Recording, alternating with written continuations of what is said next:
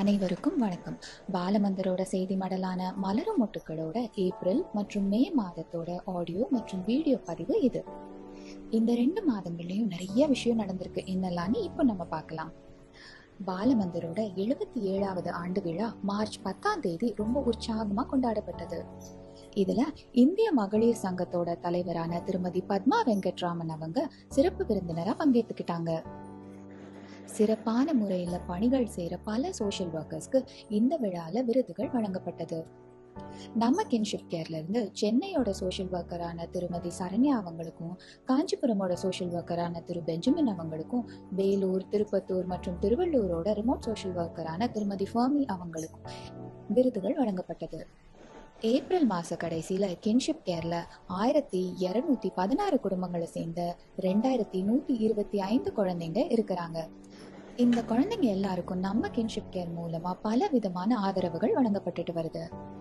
இப்போ நம்ம kinship care social ஒர்க்கரான திருமதி பிரியங்கா அவங்கள பத்தி பார்க்கலாம். சமூகத்துல ஒரு பெரிய மாற்றத்தை கொண்டு வரணும் அப்படின்னு நினைக்கிற திருமதி பிரியங்கா அவங்க அக்டோபர் 2024 நம்ம கின்ஷிப் கேர்ல சேர்ந்தாங்க.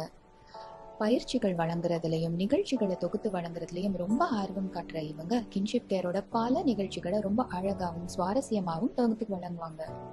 குழந்தைங்க மேல ரொம்ப ஈடுபாடு கொண்ட இவங்க திருவண்ணாமலை, காஞ்சிபுரம் மற்றும் செங்கல்பட்டோட ரிமோட் சோஷியல் ஒர்க்கரா இருக்கிறாங்க. இப்போ நம்ம கின்ஷிப் கேர்ல நடந்த எல்லா ப்ரோக்ராம்ஸை பத்தி பார்க்கலாம். ரொம்ப முக்கியமான, ரொம்ப தேவையான ஒரு புது ப்ரோக்ராம் நம்ம கின்ஷிப் கேர்ல தொடங்கப்பட்டது. அதோட பேரு அடலசன்ஸ் கனெக்ட். அடலசன்ஸ் அதாவது 12 வயதுல இருந்து 19 வயதுல இருக்கிற குழந்தைங்க. இந்த வயசுல இருக்கிற பல குழந்தைங்களுக்கு நிறைய குழப்பங்கள், சந்தேகங்கள், உணர்ச்சிகள், அது எல்லாத்தையும் எப்படி கையாளணும்ன்றதே தெரியாம இருக்கிறாங்க. அவங்களுக்கு இருக்கிற சந்தேகங்களை தெளிவுபடுத்துறதுக்காகவும், அவங்களுக்குள்ள இருக்கிற பல குழப்பங்களை பத்தி பேசுறதுக்கும், அவங்களுக்கு தோன்ற விஷயங்களை எந்த ஒரு தயக்கமும் இல்லாம தெரியப்படுத்துறதுக்கும் அவங்களுக்கு கொடுத்த பிளாட்ஃபார்ம் தான் இந்த அடலசன்ட் கனெக்ட். நம்மளோட எல்லா மாவட்டங்கள்ல இருக்கிற குழந்தைங்களுக்காகவும் திருமதி விஜயலட்சுமி அவங்க இந்த ப்ரோக்ராம பண்றாங்க. ரெகுலரா நடத்தப்பட போற இந்த அடலசன்ட் கனெக்ட் மூலமா குழந்தைங்களுக்கு கண்டிப்பா ஒரு தெளிவும் புரிதலும் வரும். அடுத்ததா anxiety management and exam readiness session பத்தி பார்க்கலாம். 10ஆம் வகுப்புனாலே எல்லாருக்கும் ஞாபகம் வர்றது அந்த போர்டு எக்ஸாம் தான். எப்படியாவது படிச்சு மார்க் எடுக்க வச்சிடணும்னு பேரண்ட்ஸ்க்கு பயம், நல்ல மார்க் எடுக்க வச்சிடணும்னு டீச்சர்ஸ்க்கு பயம், சென்டம் ரிசல்ட் கொடுக்கணும்னு ஸ்கூலுக்கு பயம். இது எல்லாம் சேர்ந்து அந்த ப்ரெஷரை ஃபீல் பண்றது 10ஆம் வகுப்பு மாணவர்கள் தான். பரீட்சை எழுத போற பல மாணவர்களுக்கு தேர்வுனாலே பயமும் பதட்டமும் வந்துடுது.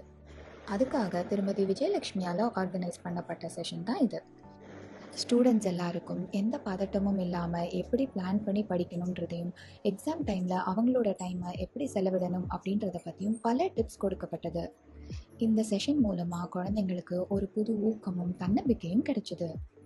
அடுத்ததாக வாய்ஸ் ஆஃப் ரெசிலியன்ஸ் பகுதிக்கு போகலாம். இதில் பல சவால்களை கடந்து தன்னோட கல்வி பயணத்தை தொடர தருணை பற்றி பார்க்கலாம். கொரோனா பெருந்தொற்றுல தன்னோட தந்தையை இழந்த தருணுக்கும் அவனோட குடும்பத்துக்கும் கின்ஷிப் கேர் ப்ரோக்ராம் ஒரு பெரிய பக்கபலமா இருந்துச்சு. கல்வியில ரொம்ப ஆர்வம் கொண்ட தருணுக்கு ஹாப்பி ரீடிங் ப்ரோக்ராம் மூலமா ஆங்கிலம் ரொம்ப சரளமா பேசவும் எழுதவும் முடிஞ்சது. புதிய விஷயங்களை கத்துக்கிறதுல ரொம்ப ஆர்வம் கொண்ட தருண் அவரோட கடின உழைப்பினாலையும் விடாமுயற்சினாலையும் ஆஹா குருவோட அட்வான்ஸ்ட் கோச்சிங் வகுப்புல இணைஞ்சாங்க. அது மட்டும் இல்லாம அங்க ஒரு சிறப்பான மாணவராகவும் இருக்காங்க. சின்ன வயசுலேயே பல தடைகளை சந்திச்சிருந்தாலும் சரியான நேரத்தில் கிடைக்கிற வாய்ப்புகளும் கடினமான உழைப்பும் ஒரு குழந்தையோட வாழ்க்கையை எவ்வளவு தூரம் மாற்ற முடியும் அப்படின்றதுக்கு தருணோட வாழ்க்கை ஒரு சிறந்த உதாரணம். இப்போ நம்ம வந்திருக்கிறது பேரண்ட்ஸ் கார்னருக்கு. மகிழ்ச்சி, பயம், கோபம், வெறுப்பு, அன்பு, கவலை, ஏமாற்றம், இந்த எல்லா உணர்ச்சிகளும் எல்லா மனுஷங்களுக்கும் உண்டு. பெரியவங்க எல்லாருக்கும் இந்த உணர்ச்சிகள் இருக்கும் தானே. அதே மாதிரி தான் குழந்தைங்க எல்லாருக்கும் இந்த உணர்ச்சிகளும் இருக்கும். அதை அவங்க வெளிப்படுத்துறதுக்கு அவங்களுக்கு முழு உரிமை உண்டு. இந்த உணர்ச்சிகளை தடுப்பதோ அலட்சியப்படுத்துவதோ சரியான முறை கிடையாது. அப்படி நம்ம செஞ்சா அது அவங்களுக்கு பாதிப்பை தான் ஏற்படுத்தும். அதுக்கு பதிலாக ஒவ்வொரு உணர்ச்சிகளுக்கும் என்ன பேருன்றத சொல்லி நீங்க கற்றுக் கொடுங்க. அதை எப்படி சரியான முறையில் கையாளணும் அப்படின்றத நம்ம தான் அவங்களுக்கு சொல்லி கொடுக்கணும். சரி, இப்போ நம்ம வீட்ல என்னெல்லாம் பண்ணலாம் தெரியுமா? அவங்க அழும்போது அவங்க கிட்ட சொல்லலாம், "நீ இப்போ வருத்தமாவோ, கோபமாவோ இருக்க. அதனால தான் நீ அழுற" அப்படின்னு சொல்லலாம். அவங்க ரொம்ப உணர்ச்சி வசப்பட்டு பேசும்போது, நம்மளும் அதே மாதிரி பேசாம நம்ம பொறுமையோட கேட்கலாம். என்ன, இதெல்லாம் பண்ணலாம் தானே? சரி, இப்போ நம்ம குட்டீஸ் கார்னரோட குட்டி ஸ்டோரி. ஒரு வயசான டீச்சர் இருந்தாராம். அவர் ஒரு நாள் கிளாஸ்க்கு போய் எல்லா குழந்தைங்களுக்கும் ஒரு பலூன் கொடுத்தாராம். கொடுத்துட்டு அதுல எல்லாத்துலயும் உங்களோட பேர் எழுதுங்க அப்படின்னு சொன்னாராம். பேர் எழுதினதுக்கு அப்புறம் எல்லா பலூனையும் அவர் திருப்பி வாங்கி வச்சுக்கிட்டாரு. இப்போ அந்த பலூன் எல்லாத்தையும் ஒரு ரூம்ல வச்சுட்டாரு. அப்புறம் அந்த குழந்தைங்க எல்லாரையும் அந்த ரூமுக்கு போய் உங்களோட பலூனை கண்டுபிடிங்க, 2 நிமிஷத்துல கண்டுபிடிக்கணும் அப்படின்னு சொன்னாராம். யாராலையும் பண்ண முடியல. எல்லாரும் ஓடி போய் இடிச்சு புடிச்சு அங்க எங்கன்னு சொல்லி பயங்கர கன்ஃபியூஷன். கடைசி யாராலையும் அவங்களோட பலூனை கண்டுபிடிக்க முடியல. அப்புறமா சொன்னாராம், சரி இப்ப எல்லாரும் ஏதாவது ஒரு பலூனை எடுங்க, எடுத்துட்டு அதுல என்ன பேர் இருக்கோ அந்த பேர்ல இருக்கிறவங்க கிட்ட அந்த பலூனை போய் கொடுங்க அப்படின்னு சொன்னாராம். 1 நிமிஷத்துல எல்லா குழந்தைங்க கையிலயும் ஒரு பலூன் இருந்துச்சா. அப்பதான் அந்த டீச்சர் சொன்னாராம், நம்மளோட வாழ்க்கையும் இப்படிதான் இருக்கும். எப்பவுமே நம்மளோட சந்தோஷத்துக்காகன்னு சொல்லி அதை தேடி ஓடி கடைசி கஷ்டத்துல தான் இருக்கும்.